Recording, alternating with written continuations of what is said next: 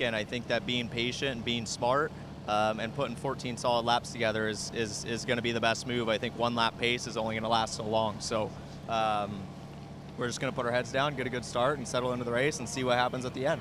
As usual, the best action might be at the end of this one like it was at our last race. That's Michael Gilbert. We'll try to get word in with one more rider over here. It was a wild scene at our last race. I think the brakes were the problem.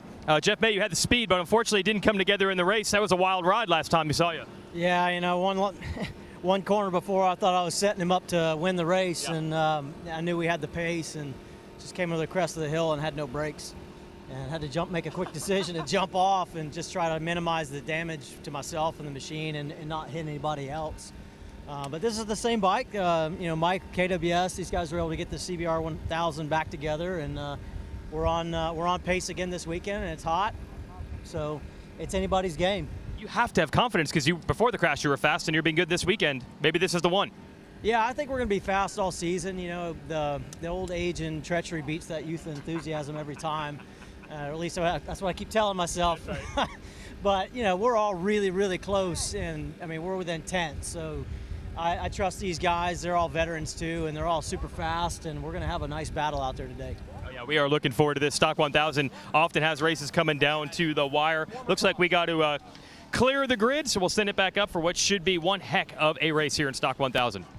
Thanks a lot, Jason. Yeah, they have to clear the grid, get ready to go. Not able to talk to Hayden Gillim. You see him buckling up on that 69 bike just to the right. He'll be the one to look for. Disrupt Racing, a 125.43 his time, and that was good enough for the outright circuit record. Yep. That was earlier. It was cooler. Things have heated up.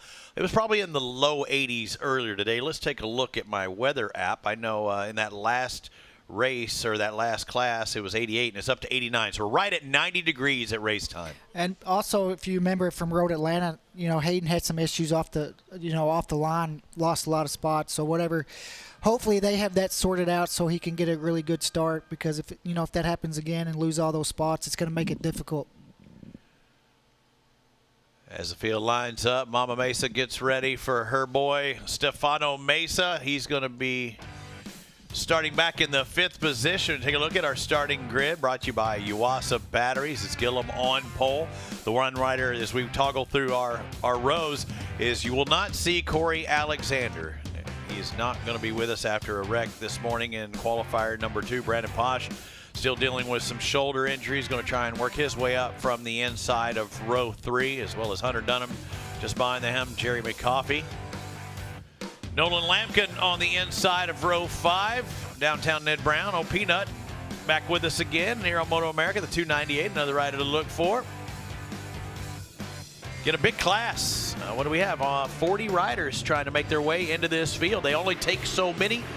There has to be a certain percentage compared to the fastest rider that you have to ride within, but also the total numbers of slots and starting positions. There can only be so many, Roger. Yeah, so many, and you also have to qualify, like you said, within a certain amount of time. There's going to be 35 guys that qualified for this race, so that's one thing it's going to come down to toward the end of the race is lap traffic. These guys are going to come into some lappers at the end of the race, and this track is really difficult to pass. Even when you come up on some lappers, there's some parts of this track, it doesn't matter who you're behind, it's really hard to pass. 14 laps to go for these guys. They're on their reconnaissance lap. One thing we haven't pointed out also, and we were talking with Michael Gilbert, he gets a win, the stash comes off, and I don't know if he's kind of going that Cam Peterson deal where he's not trimming that stash until he gets a win, until, it looks like a couple of dead caterpillars laid on top of his lip. It's time to go, Roger.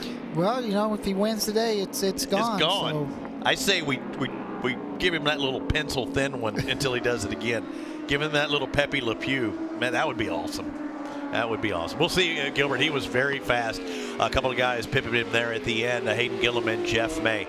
Jeff May, been there, done that kind of guy. Done it at the highest levels as well. Unfortunately for him, points. I mean, he went from a really good points day to a 0 points day. He's still in this championship. He needs to start putting those 25 pointers up starting this weekend. Yeah, he needs to start clawing back this weekend. But one thing that kind of works in his favor, the guy that won the last race isn't here this weekend, so he can gain some points there. But this class is going to be competitive, and you can make up a lot of points or lose a lot of points in any given weekend. Yeah, and the differential between, say, first and second is the largest, 25 points to 20 points. So Yeah, without Corey Alexander, everybody's going to be making up a lot of ground, and even riders like second, Michael Gilbert. Gilbert is in effect here, your points leader. Now everybody will be gunning for him. There's Gilbert on the left-hand side. With, it looks like they're looking back for Hayden Gillim. Well, you got some guys that like to get to the line early. Some guys like to get a little heat in their tires at the last minute. He waited till the last guy to take off. They're not going to take off without him either, though, are they? Is that is that typical? He didn't get behind the pace cars. Some guys just like to be the last ones there. Maybe the bike's overheating, or you know, he doesn't want to sit there and wait on everybody. Don't bring up that can of worms about the overheating bikes and stuff. We're here to call it. 14 laps, the MotoAmerica Superbikes at Virginia. The first race ready to take off from the line. The YUASA Stock 1000's ready to go. The lights turn off. It's go time. Good run by Jeff May. Jeff May started second. He's in the lead. Yeah, Hayden Gillim didn't get a very good start, but not as bad as Atlanta. Now all these guys really funneling into turn one. It's going to get tight. And look at Gillim. He's on the outside 1, 2, 3, 4, 5, maybe 6th place. He goes from first to worst instantly. Yeah, and he actually made up a couple passes, but he's right there with the main guy, so it's not too bad. You see him already making passes in turn 3. Just went by Stefano Mesa, but I don't know if he held it or not. Yeah, Mesa's able to drive around that outside, but it is starts. Hayden Gillim not known for his starts in 2022. Yeah, but there's something else. He doesn't. They're not that bad. No, and he'll work at it doing motocross starts, things like that. But just that setup on that bike, and it may be something. A couple of riders having some issues. Looks like the 117 Lindsey McGregor. I think that's McGregor. The 855 might be Jonathan McCroskey on the 865. Now Hayden made the pass on Stefano. Sees those guys getting away. He can't wait. Can't mess around either. You're looking at Michael Gilbert in front of Jeff May, 1 and 2. Travis Wyman, the third rider in your picture, the Tytler's BMW.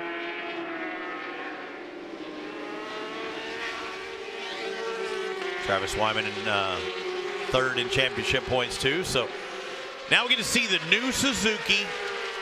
New to him, Michael Gilbert, and the power of that new Honda, the Fireblade that everybody was talking about coming into last year. Jeff May rode it a few rounds of MotoAmerica last year. The bike's fast, and Jeff May is fast on it. Yeah, made a good pass on, got that good draft up the front straightaway and got by Michael Gilbert into turn 1. And sometimes when you make that pass, it's hard to get it stopped because you're coming in with the extra speed, but Jeff did a good job, and obviously he thinks he has a little bit more pace. He's trying to get in the front and see if he can't make a break.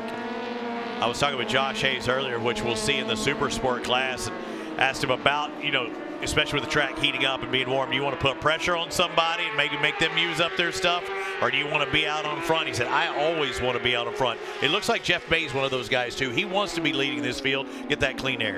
Yeah, and also just kind of getting his own rhythm and see if he can't make a break. It's a lot better, if you think you can get away, if your bike works good in this temperature, and not hang back, because if not, you're in a big pack. Listen, the bike's charging down the straights. Another crash. Somebody else going down. The bike's still moving, even though the rider's done. A couple of them down. Yeah, that's a big yard sale, possibly a red flag, and reduce laps because we're so early. We're only on the second lap, but again, they're going to make that decision. If the riders are getting back up and able to safely walk off the track, the course workers will be clearing the track. With it being this early, they know when that last rider clears. Hayden Gillim that lap, you can see him catching the leader, 26-1. That is a race lap record as well. See where the crash happened. Oh, clipped. Oh, that is big. And one was a guy catching the back end. The guy that was in front had no idea it was coming. Yeah, it looks like someone just got in a little. Maybe he didn't expect the person in front of him to brake as early as they did. I mean, that's the Polish hockey stop right there, like in ice skating, or somebody throwing a broom handle. And they red flagged it. Wow. For the rider that was in front, when they lock it up like that, I mean, and him going to turn in and on those front brakes, I mean, it is literally like just latching down onto the front brakes. Red flag is out, so we will have a restart, and it'll be up to the discretion of the race officials if we have a full restart, which we probably will. It'll start back to the original grid, you would think. It'll be the original grid, but it'll be less laps, yeah, most likely. And that's what I'm saying. That'll be the next decision is, do they decrease the laps or do they keep them at 14? They did complete 2 laps. So with Hayden Gillim in his starts, and there's one of those bikes, and that thing is wadded up. Man. Yeah, it's not going to buff out. No. There's not an amount of buffing that can help that. With the starts that he has, do you think, is it a feel thing, or do they have the bike set up for the race into a certain way that they don't want the clutch to be maybe a good starting I'm not spot? real sure. It seems something mechanically, not rider. I mean, did he jump that time, or was it look like a slow start? It just looks like the bike doesn't go, whatever the issue is. And let's watch and listen to what happens here in this crash.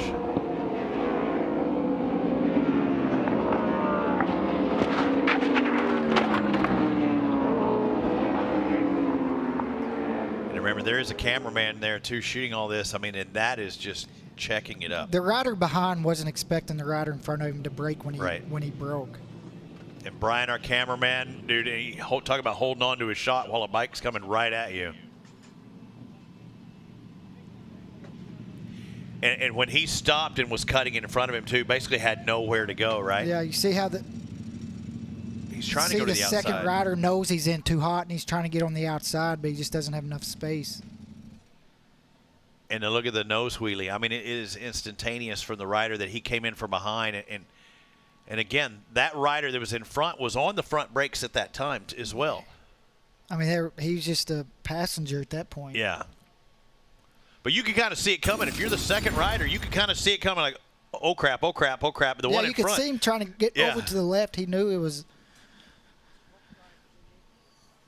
There's our camera guy. He stayed all right. That catch fence wasn't very tall. There's the stash. He's going, dang it, I was up there. I was in a good spot. He just got to go out there and do it again. Probably have less laps to do it. Looked like it was the 52 with problems. And the 990, Jesse Ruling and Sean Thomas. Unfortunately for them, there's Stefano Mesa. These guys will come back. Good seeing you throwing the shotgun set. Good seeing you back in MotoAmerica, Stefano. They're seeing this and watching what happened. And with the amount of riders, we said, you know, they'll get into lap traffic and stuff. There's variant abilities among these riders as well. But it gets busy, especially those early laps when things can't really get spread out. Especially this track with it being a little tight. You know, all it takes is somebody to brake a little early. That you've seen. Luckily that not more riders got caught up in that with how many there was.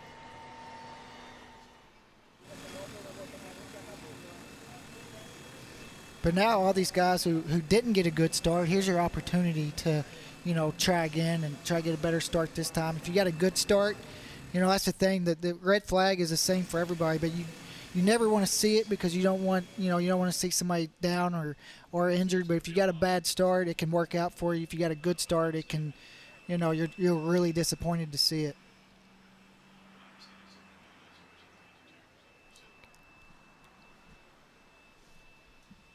I think that's Jesse Ruling on the Edge Racing Kawasaki that's gathering his emotions over on the side. Let me see. Okay, stick your tongue out. All right, now look this way. Look that way. Where are you at? Yeah. You know when they ask you where you're at, you just say racetrack. Yeah. Absolutely. We also might have an injured corner worker out there, so we want to wish them well out there, and you can't thank them enough for all the stuff that they do. I promise, Oscar, I did not have one drink.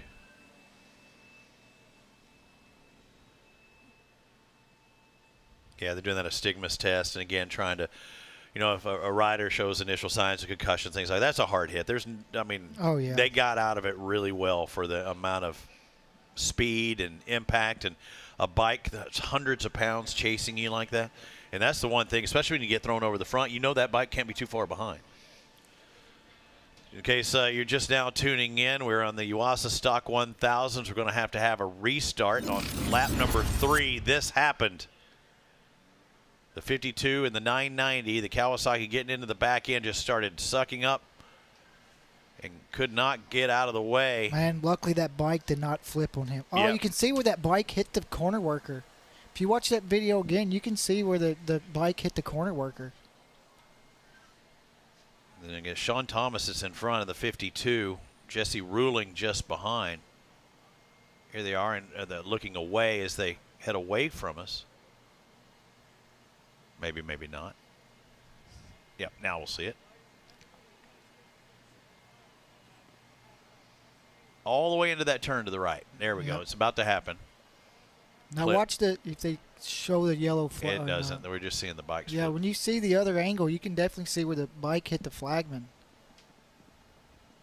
And Ruling got away from it pretty good. Yeah.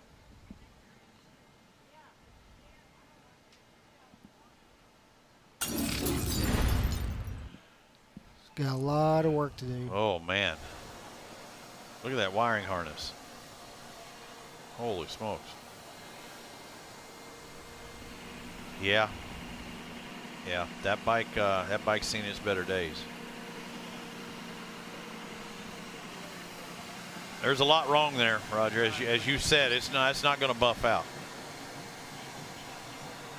Again, don't want to make light of the situation, but that was one of those cases of if both riders are able to walk away, that is a win. Look at that rear wheel, totally tacoed. One rider that didn't get to see what was happening behind him was Travis Wyman. He was charging up there near the front, and he's thanking God he had a good qualifying position. Jason? Absolutely able to avoid all that mess. The riders that were up front, like Travis Wyman, obviously you didn't get a lot of information, but what did the track seem like in the little bit of riding that you did get to do there? Oh, man. For me, I missed basically all of Friday practice and qualifying. So for me, I'm still like getting into my groove again. And the guys worked really hard to get the bike fixed for me. And I feel amazing right now, especially with the little amount of laps that I've had. And I got a good start and felt like I had, a little bit quicker pace in qualifying than the guys in front of me. But I know it's going to be a hard-fought race for sure. What everybody is talking about is how hot it is and how slippery it's going to be. So are things going to change quite a bit as the laps go by in your anticipation? I think so, especially because the tires have got a heat cycle under them now. We'll see how many laps they put under us, but I got to give a shout out to my teammate Corey. He took a pretty hard fall there in qualifying, and I hope he's all right. I know he's probably watching from the hospital right now, but wish you the best, man. But thank you to the Tyler Cycle at Ride HVMC team for getting me back going this weekend. I thought at the end of Friday, like I was just done for, but we came back swinging this morning, and I can't thank my guys enough. We saw you on the BMW last year, but now you're on this team. Things coming around, getting better and better all the time? Oh, for sure. Yeah, each round we're learning more about this bike. I thought it was going to be a bit more similar to the bike I've ridden the last couple of years, but it's pretty significantly different with the electronics and the chassis, the way it handles, but we're getting the hang of it. All right, going to be a contender at least for a podium, maybe pulling out a win despite the lack of time on Friday. Travis Wyman in the hunt. Thank you. Yep. I don't know why he didn't show that man hair chest hair. He's like, it's not proper. Let me go ahead and get my sponsors in here, and then I'll show the bearskin rug. Hayden Gillim didn't get a good start. If they do that, complete restart again, it'll give him a second opportunity because I think he was still well within striking range. But he was. He made some good passes that first lap and kind of limited the damage. He was already right on the back of those top three, so he probably didn't want to see the red flag because he worked his way back pretty quick. Now he's got to do it again, right? Hopefully he doesn't have to work his way through the field. And the thing is, when you get, when you don't get a good start, you put yourself in trouble in that first turn. We've seen a couple guys get together. So. Well, I noticed that, and our producer, I know he's listening to me, and I could ask for it maybe during the call. I'd love to see the first turn of that race because when I was there watching Hayden Gillim, there were several opportunities where bad things could have happened, and that's why you say you got to get a good start so you don't put yourself in those situations. And that happens with the start, or that happens with your starting position. If you start in the back, you're in the mix. And also, too, some guys, like what we've seen there, that can happen off the start. Somebody can break in front of somebody and get into the back of them. They're seeing a lot of things happen off the start here in that first turn. So that's why definitely qualifying is important, trying to get a good start, just trying to not put yourself in harm's way. See all the fans out here. I'd like to thank everybody for coming out to Virginia International Raceway, all the easy ups out there trying to Stay cool. Make sure you throw on your sunscreen, drink you some water. All right, Roger, I asked for the first turn. I want everybody to try and watch this because I was watching Hayden Gillim specifically. Look at him way on the outside here, that blue and pink bike. Yeah, he's just trying to make up spots, you know, after a bad start. And you see toward the back, 2 guys got into each other, and it's really hard. 35 guys are trying to funnel down into that turn. Everybody's braking at different spots. It's hard to get everybody through there clean, and that's why it's so important to be toward the front of the grid. And with Hayden starting on that outside, when you're pole and you get a good jump, you can kind of close off some of that distance because you're actually closest to that first turn being on pole. But when you don't get a good start or you're on the outside, now you got all these guys trying to stuff up underneath, and I saw that even in this case. Some of those riders, it might have been Mesa, might have been somebody else on that inside pushing wide. Looking earlier here, just a bad start. Yeah, you can see him there on the outside, you know, the bright orange bike, just all the people going around him. And look how hard he brakes, though, to make up a couple passes already and gets on the outside and trying to make as many passes as he can. Look at some of those inside guys that are trying to push him wide. And again, this could have been Hayden Gillim, or it could have been anybody in that field. And this rider going, man, what's up? I was fine until you took me out. What's happening? Hayden Gillim didn't get the start he was looking for, but Jason Wygant, he's going to get a second opportunity. What happened there? That's right. You got another shot at a better start. What happened there the first time around?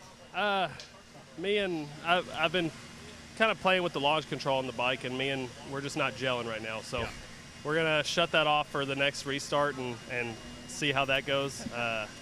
Yeah, not getting a good start here, especially on the outside, it kind of hurts you.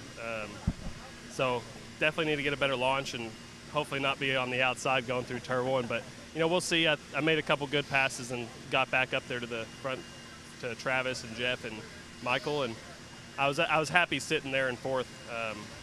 But, you know, we got another 9 laps to go, so we'll see how it goes. Hopefully get a better start and put a little fight with them. With that pole, besides the start, feeling pretty good on the racetrack this weekend? Yeah, the bike's working really good. It's actually been working better than Superbikes so far this weekend. So it's been a good benchmark to kind of base stuff off of, and I feel good. I feel like we've got a good pace and can run pretty consistent lap times. The track's getting pretty greasy right now, but I'm just looking forward to having a good race and having fun with these boys. All right. Natural launch control, all on him to get a better start this time with Hayden Gillim. We'll see how it goes just a few minutes away. I love it, Roger. Thank you, Jason, and that's exactly right. I was like, take that out of the equation. Go old school, man. You got a throttle hand on your right. You got the clutch on the left. Do it like you used to do it back in the day. It's going to has to be better than what it was. Right. You know, he talks about the track being greasy, and even Travis Wyman mentioned it as well, with the temperatures just, you know, really getting hotter under this red flag, but also the tires, the heat cycle. Right. Is also going to make it a little bit more greasy. What does that do to the bike for the fans that aren't familiar with the heat cycle? Do they keep these tires when they're brand new under wraps at a certain temperature? Then when they go on track, they try and build them up to that race temperature. How does it affect the bike? Well, just, you know, when they have a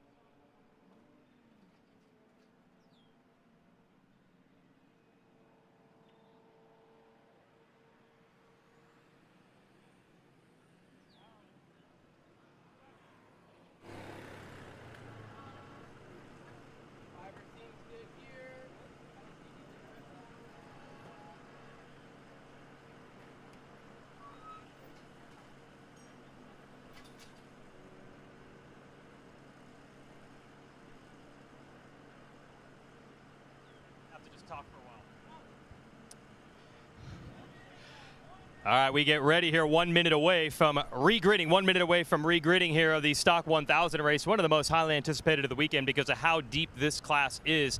And, of course, when you add early in the season where we got a race under our belt in Atlanta, but there's probably a lot of riders that are saying to themselves, I didn't have the bike exactly where I thought it would be, so when we get to VIR, things are going to be different. So that leads to some wild card type situations and maybe riders that we didn't even expect to be up there to be contenders here, and that's what makes this class so fun. Also a factor is In the past, we've seen a lot of riders in this division race what is called Superbike Cup, which means they're out on the racetrack at the same time as our Superbike class on their stock bikes.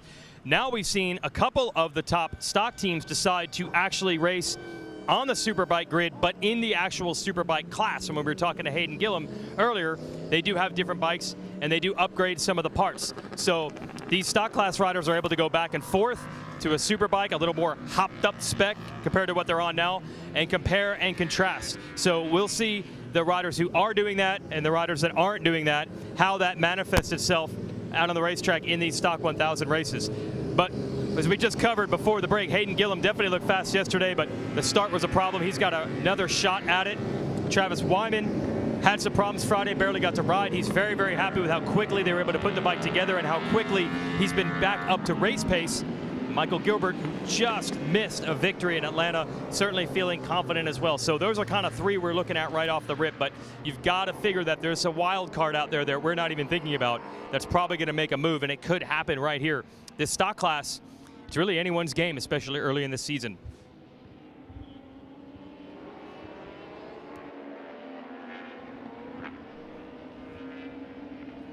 Riders are now out on their sight lap. Looks like we have cleared up the debris. And when we just talked to Hayden Gillim there, that was really the key. He had a bad start, so they're going to turn the launch control off because he hasn't been able to figure that out. And he hopes to get it better this time. And another cool thing about this class is that nice balance between very experienced riders, such as Gillim, who's kind of been there, done that. He's ridden a variety of classes, also at American Flat Track as well. So he's got a lot of experience, but sometimes riders do use this Stock 1000 class as kind of a springboard, so you'll see some of the young talent. One rider you got to be thinking about is Brandon Posh, who has won the Daytona 200 a handful of times, but he's still on the rise, and he's using this class to try to stake his claim as maybe being a Superbike superstar of the future, and he picked a really good team to do that with, which is Alta Suzuki, who's won this title 2 years in a row with Cam Peterson and Jake Lewis. So I think he was sick actually at our last race, Posh, so we'll see a little better health, more time on the motorcycle, if he can upgrade his performance here. So that's what we're looking at. Jeff May made the joke when we talked to him on the grid. Age and treachery, trying to overcome youthful exuberance. They kind of meet in the middle here in the Stock 1000 class. And now we have riders finally back up here on the grid. We see the 69 of Hayden Gillim rolling into his spot. He had pole position, quickly gave it up with the bad start. May and Gilbert were able to take the measure of him. Wyman was in the hunt as well.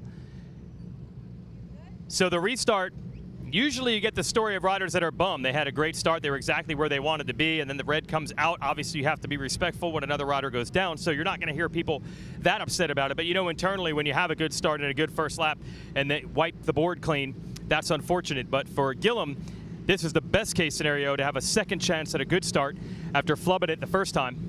Also, another rider to talk about, Stefano Mesa. You want to talk wild cards? He wasn't even with us earlier in the season, and now he's back. He was running some club races to make enough money to get back on the grid. Now, last year, Mesa was racing both Supersport on a 600 and Stock 1000. He's concentrating only on the 1000 this time. He said it's a big bike, and there's a lot of transitions here to throw that bike around, but he was fast as soon as he got on the track for the first time this year yesterday.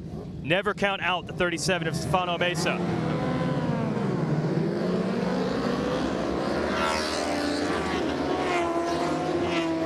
Well, there we go. We have launched once again with Stock 1000, and the real key, how much better will that start be for Hayden Gillim compared to the last time? In that first turn, you can definitely make a lot of moves. That's both a good and a bad thing. And looks like this time able to control it. So pole sitter a little bit better using the natural launch control this time. Definitely working better for him. Got to watch May up there in the mix as well. So we'll see if he can replicate that. You really see Gillim's trying to throw it down here on what is just a warm-up lap. He probably just trying to test it. How good a start can I get on my own without the launch control? So a little bit of a restart opportunity for him. We'll see when they get back to the line. May and Gilbert, second and third. This is just a warm-up lap, but also they mentioned the heat cycles that they've gone through with these tires. So you want to see how everybody manages it here. How hard are they trying to keep the heat in them? or not on this warm-up lap. That's Gilbert and May here on the warm-up. But Gillim definitely trying to make amends and see how hard he can go on the first lap and off the start, even in the warm-up lap, to try to figure this out. Now they're backing it down.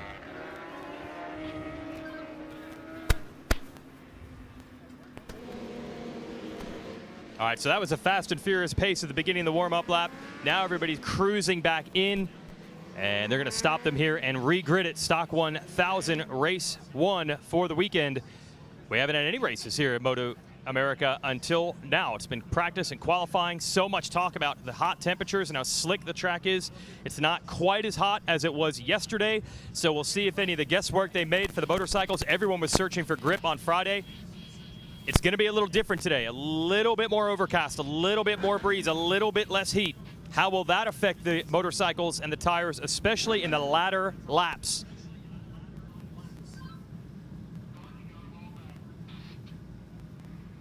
All right, we are locked in for race 1, Virginia International Raceway.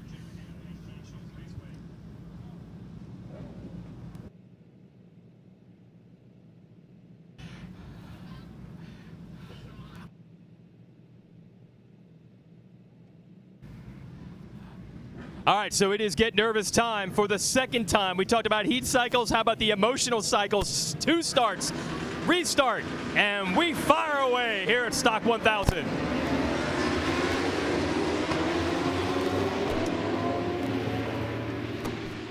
Not a good launch for Gillim again. It's going to be Gilbert. No! I thought it was going to be Gilbert versus May into turn number 1.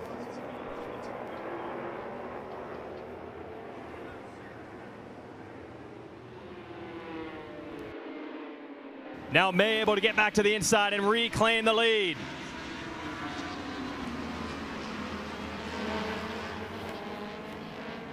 Again, that first turn has a lot of room for a lot of things to happen, and it happened right there. May got shuffled back, has retaken it.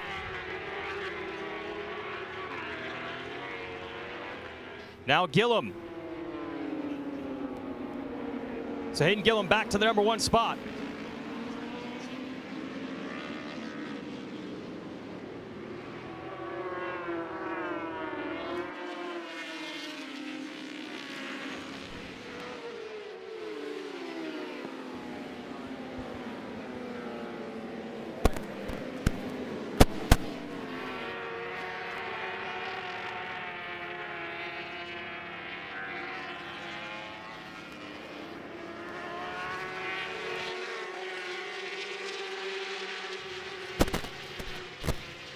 So there's a 69 trying to get away 1 lap in the books here in Virginia.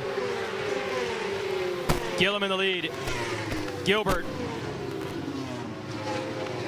And Gerardo on that 41 is right there. Gerardo was able to briefly grab the lead into turn 1, but now it's settled in. It's Gillim, it's Gilbert, Gerardo, and May.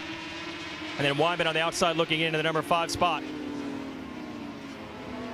So that was a good recovery for Gillim. Bad launch, able to work his way back through. At one point, it looked like Gerardo or May was going to lead this one early, but now the 69 trying to get away. It is up to Michael Gilbert and the Octane Suzuki to try to keep him in sight, and he has on the 55, closing back up to the rear fender. So now it's going to be interesting. Is it going to be a 2-rider breakaway? That's what we saw in Atlanta. In that case, it was Gilbert against Corey Alexander. Right now, Hayden Gillim, obviously our pole sitter, definitely comfortable on this track. The whole key for him was, could he get the start? Launch wasn't great, but he was able to make the right moves early to control the lead. But Gilbert trying to run him down on the 55. All right, so it's Gerardo and May coming through next. Hayden Gillim controlling the lead. We'll send it back up to Robbie and Roger. Thank you, Jason. We're back from our bathroom break. We were having some technical difficulties there. Sorry about that, everyone, and great job, Jason Wygant. Hayden Gillim needs to start not using that launch control anymore, because that looked competitive. Yeah, that was a really good start there. You could see how aggressive he was early. He knows he's got the pace to try to get away. That last lap was a 25.7, so he's definitely, going. That is almost a second quicker than the race lap record. And he has Michael Gilbert in tow just behind Gilbert, about as close as you want to be at this section of the race with 7 laps to go. The one rider that was a surprise was Max Girardo. Max has been fast. It looked like he was trying to do a 1 lap or 2 lap sprint race, and he still had 8 more to go. I think he was pushing a little too hard there early on. Yeah, early on, but he's still hanging in there pretty tough right there in that podium battle. But look at him having it backed in. Ran wide a couple corners. He's really pushing, and you can see Michael Gilbert is not letting Hayden Gillim get away.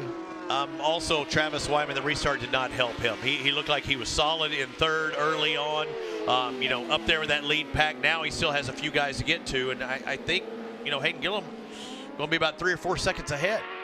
Yeah, and especially if the short race. That's why I always talk about how important the starts are. You can't spot guys that much time.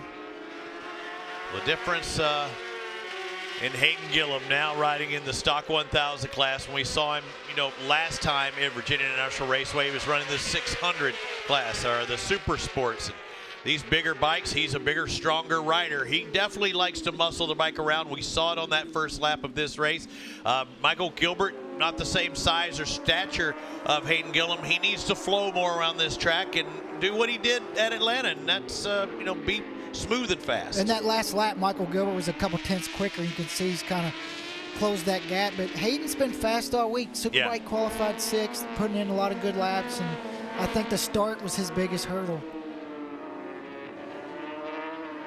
Jeff May back there in 3rd, a fair distance back. He lost a little bit of ground to the lead pack. Now turning in turn 7, going uphill. Now the back and forth, the twists and turns. Max Girardo still holding on to there. Travis Wyman back in 5th, not able to get by Girardo still. Gilbert looks very comfortable. This is it's kind of reminiscent of Atlanta, was it? Where he was in position for the win. It came down to the stripe, and he throws it down on the low side. Turn 14. Is that just barely on the front brakes? Just trail braking too long. The track's hot and greasy. It's easy to make that mistake. He's trying to pick it up and get back out there. No, he must have broke a clip on off. The right side must not be there. Talked about Jeff May getting back in this points battle. The guys who got 1st and 2nd the last race are both going to get 0 points this race. And that is unfortunate. Yeah, that's why when you saw Gilbert go to lift the bike up and he knew that right side was not still attached. What happens here? Just trail braking too long. You can see just lost the front end. You know, it's super hot out. The tires are greasy. Hayden Gillim has set a really fast pace for this kind of temperature, and Michael made a mistake. You can just see how hot he is. A little bit wide. See where he's a little offline? A little bit off that curb. And when you say trail braking, for those unfamiliar with the racing, the front brake is on that right side. He's just grabbing a little bit of lever, and his crew disappointed along. Nobody's more disappointed than Michael Gilbert, even Jason Pridmore over to the left, his rider coach. And if he were to coach him right now, he'd probably say you're a little too steep on entry. And yeah, maybe a little bit offline, but I mean, he's pushing hard. That's what you want him to do. Mistakes are going to happen. But now Hayden Gillim might really open him up to a 2.5 lead with only 5 laps to go. Hashtag he gone. He is going to try and check out, and he'll get that pit board signal saying +2, +3, whatever it may be coming down the fresh. And then it's just management time right now. I think from now, just try to, you know, with the track temperatures and heat cycle on the tires, it's going to be really easy to make a mistake. So I would probably just try to manage this gap the last 4 laps. At this point, you could lose 0.3, even almost a half a second a lap, and still win this race. And that's probably what you'll see out of Hayden Gillim. His best time, a 1:25.7. That last time, a 1:26.4. So about 0.7 off his quickest time, and that's plenty. And as a rider, when the track conditions are like this, you know what corners that you can make a mistake when the tracks are greasy like this. The ones that you have to trail brake, you know, really hard into. Those are the ones when you have a big lead and you're just wanting to manage the race, or the corners you're going to kind of back off a little bit. And think about the points. We're seeing Travis Wyman make a pass onto into 3rd spot into a podium position. Max Girardo's fighting with him. But Travis Wyman goes to what? He was in 5th or 6th just a moment ago, and now he's in 3rd. He's going to be the points leader if he keeps it in 3rd, and everybody around him's dropping like flies. And his last lap, he was actually a little bit quicker than Jeff May, so he still has lot of time. He might be able to even get second. I don't know how many rounds Stefano Mesa is going to be running with MotoAmerica this year, but after missing that first stop, I thought, okay, with this talented field and everything, I didn't think he really had a chance. Mesa should be in 4th spot, right around there, maybe 5th spot. 5th. If he's able to get up there in that top 3, even though he's one full race down, 2 guys just gave up a full race as well. He could still get in this championship when I didn't think he was there before. But he's got to get by some riders for that to be the case. Mesa currently 5th place right now as they come down the front straightaway.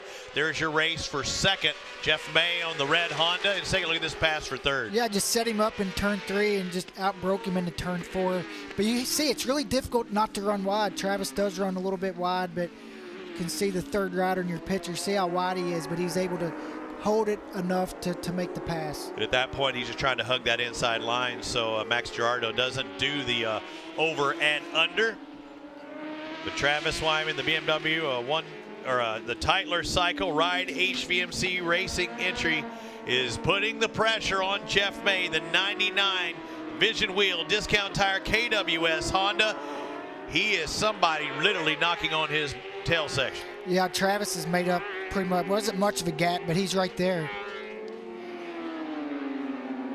And this time around, too, it doesn't look like Jeff is quite as comfortable as we've seen him. It looks like he's pushing fairly hard, but instead of pushing for the lead like we saw him a little earlier, he's pushing to hold on to second. And sometimes heat cycles on tires are different for everybody. Sometimes you don't really notice it. Some riders, don't really notice it. And sometimes you really do notice it, and it can, you kind of lose a little bit of that confidence. And the feel with that heat cycle and the tires, I've heard many different people, talk about how it is like the chemicals start, their composition kind of change within that tire, start working their way out or whatever, or they get drier or whatever.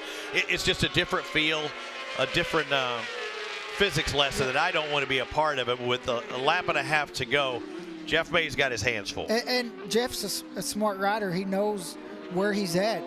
He spotted all these guys at race crashing in Atlanta. He's going to come out here 2nd or 3rd. He's going to be right in the points battle.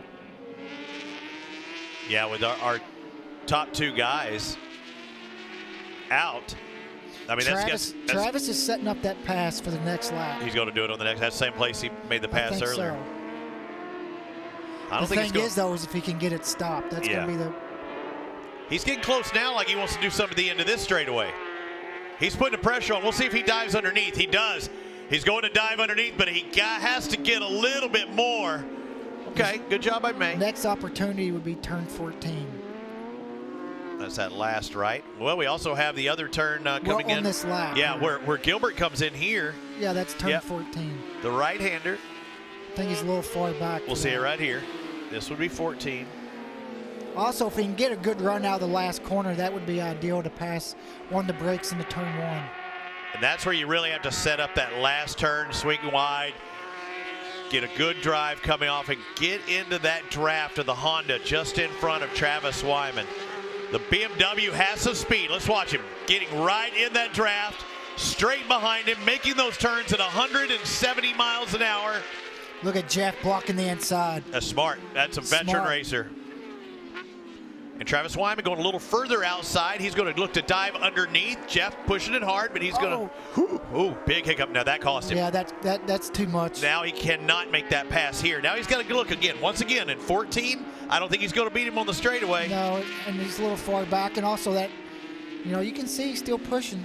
Yeah, he's got a chance here. We've got the steep right-hand turn coming into 7. If he can close in right down this straight, we'll watch it. He's closing in. He's getting closer. It's going to have to be a lot closer. Yeah, it ain't going to happen here. So 14 is going to be it. Hayden Gillim comes across. Check it out. Tick that box. He's going to keep it on 2 wheels and win. Watch how close they are coming up out of 7. There's your lead differential. The race is for second. Travis going a little wider. He's pushing hard. Yeah, you can see how hard he's pushing. He knows there's only a couple opportunities left to make the pass. Don't want to push too hard and throw away points either. Also, I think you get a pretty good warning coming out of turn 1 that it's pretty slick out. That tire is saying, hey, you're right there. Don't push too hard. I will check you in a heartbeat. Swinging wide down the straightaway. Hayden Gillim comes down that front straight, takes the YUASA Stock 1000 victory, a convincing win. Hayden Gillim does it on the 69. Second place, coming across the stripe, is going to be Jeff May, followed by Travis Wyman. 0.3 of a second separated second and third. Disrupt Racing with their first win of the season. Same goes for Hayden Gillim. Congratulations to both the team and the rider. Yeah, Kentucky boy does it. Yep, after being out for a while, it's good to see him come back. We seen him last year show up at Pittsburgh and be so fast and not ride on Friday. You knew he was going to be quick if he had the opportunity to do the full season. Don't you think that opened the door for him, but also it opened a lot of eyes? It has to. What really opened a lot of eyes is qualifying 6th in the Superbike race. Yeah, we were surprised. We were looking at that, but whoa, where'd that come from? But that. Well, he was 6th this morning. Yeah. I don't know about overall. Yeah, but I'm saying when we see that on that. And also, I mean, just off the track records that he's breaking. You know, he's breaking outright track record. Yeah, let's get almost a second. Let's get our pin out. We got to race record was a 26.5. He lowered it to a 25.7. That's a huge jump.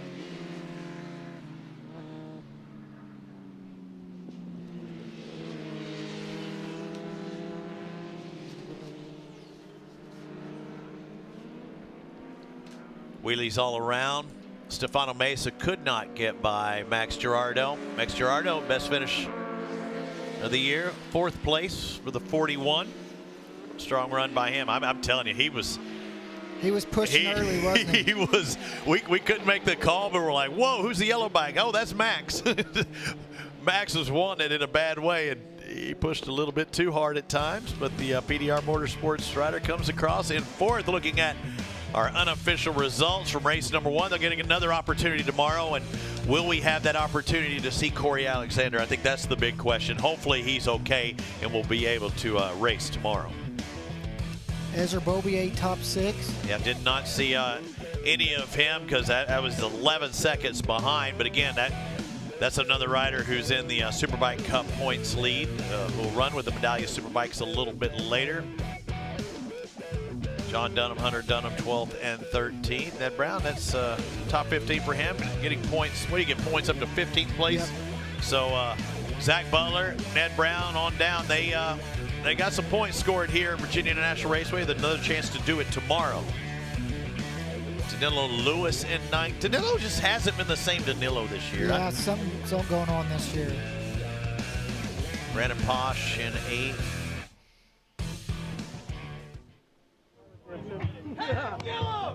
There he is, Hayden Gillim. Disrupt Racing with a victory and taking the win, and also a lot of points in that championship, and he's in it for the long haul this year, Jason.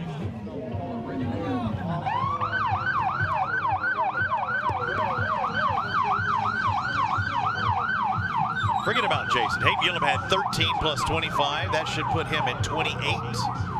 We have Travis Wyman with 16 in 16:32, right?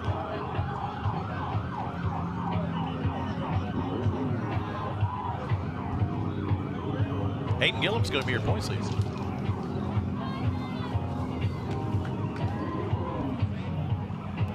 Yeah, Jeff May, if Wyman could have got up there and got by May, that would have made a difference. But Hayden Gillim's going to be your points leader. And we talk about the family aspect and things, and it is cool watching them walk around the pits and pat it together. It is a family affair this year. Got his wife and baby there with him, his mom. Now we can go down to Jason, get some love. Oh my gosh, they're here. They are pumped. One of the popular characters in this sport is back as a full-time racer, and not just a winner. We just found out you're the points leader in Stock 1000, and you got the start solved as well. Yeah, we shut off launch control for that one. I got to go back to I got to get some more practice with launch control, or else it's not going to work for me. But no, it was a really good race. I could see the screen over here in turn 5 or 4, and I saw Michael back there those first few laps, and unfortunately, I saw him go down. And yeah, from there, the guys gave me a pretty good gap on the board, and I just kind of tried to.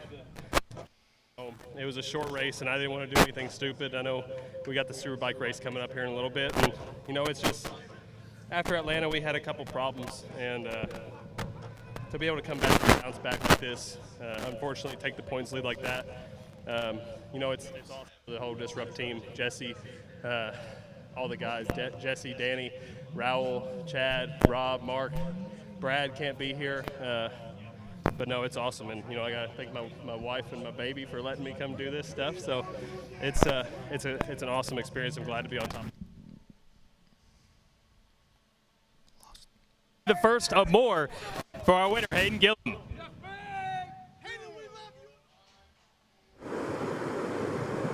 MotoAmerica Stock 1000 coverage is sponsored by YUASA Battery. It starts with us. And by Dunlop, the official tire of the MotoAmerica Championship Series.